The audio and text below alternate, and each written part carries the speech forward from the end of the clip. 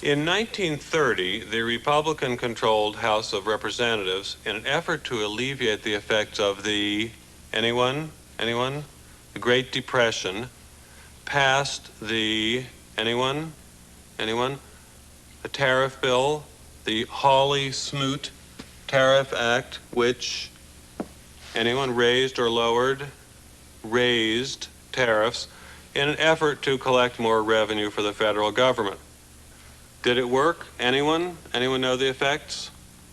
It did not work, and the United States sank deeper into the Great Depression.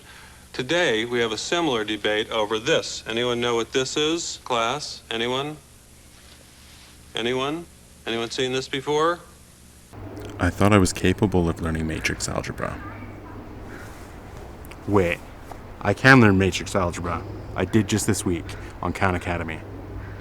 But years ago, I couldn't even keep my eyes open in that stuffy Math 233 classroom. The professor's monotone drone eroded my interest, my motivation, and my spirit. It was a required course, but I came to hate it. I didn't understand how it would be of any use to me. Yet Salman Khan's Matrix videos are essentially recorded lectures. He kept my interest, and I was able to assimilate the information. Is it just the difference in format, or is something else at play here? What's the use of lectures, especially as I create my own online curriculum delivery videos?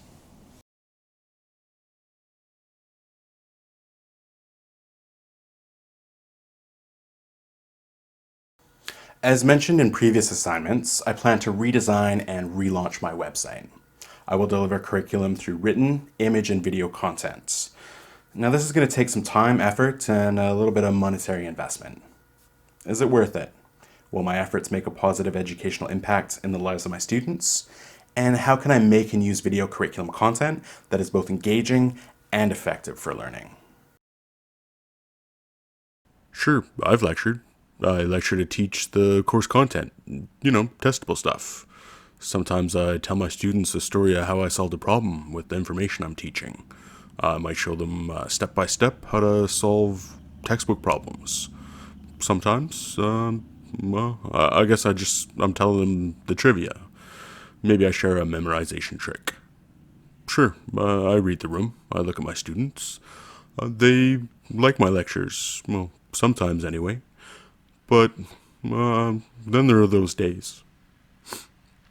There are those times, like after lunch. I can see they aren't interested. I'm killing their enthusiasm. I'm so sorry. But I have to press on, stick to the schedule, maintain the pace, even if it breaks my heart.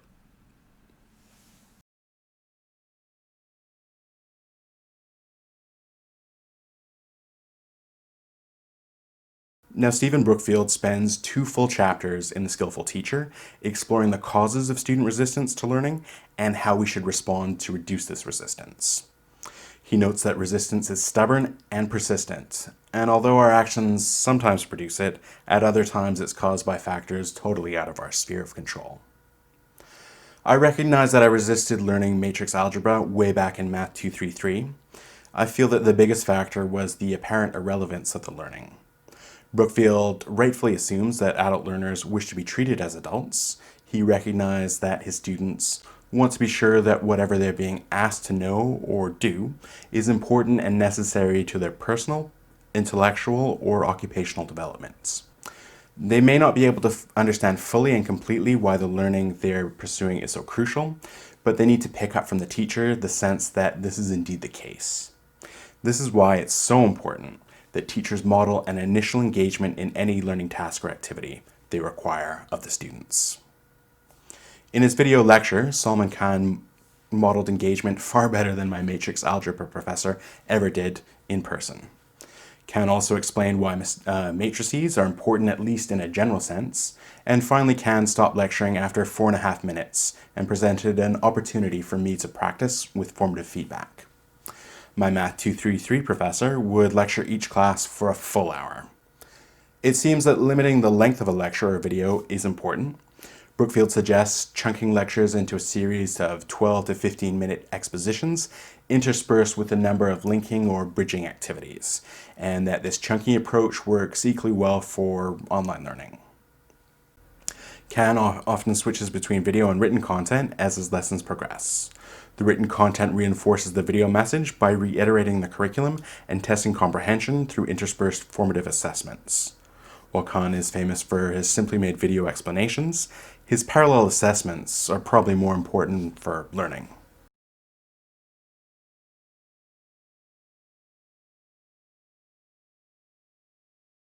Derek Muller of the educational YouTube channel Veritasium echoes this sentiment in his study on videos to clear up misconceptions. He found that students prefer a clear exposition style to a dialogic style of video, in which the misconception is presented and then through dialogue shown to be false. He explains that the students who watched the dialogue invested significantly more mental effort in engaging with that presentation than students who saw only an expository summary. So to me, there's a really important message there. Depending on how you present, you can change how your audience watches, and thereby how much they learn. While Muller's study found a pedagogical benefit to showing a discussion around a misconception, this hasn't been his usual format. Instead, he regularly begins his videos with an interesting question. Sometimes he ends with one too.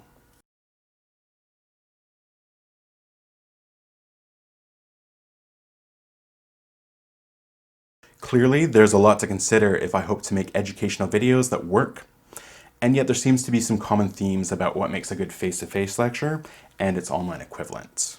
My adult students need to know why they should learn something.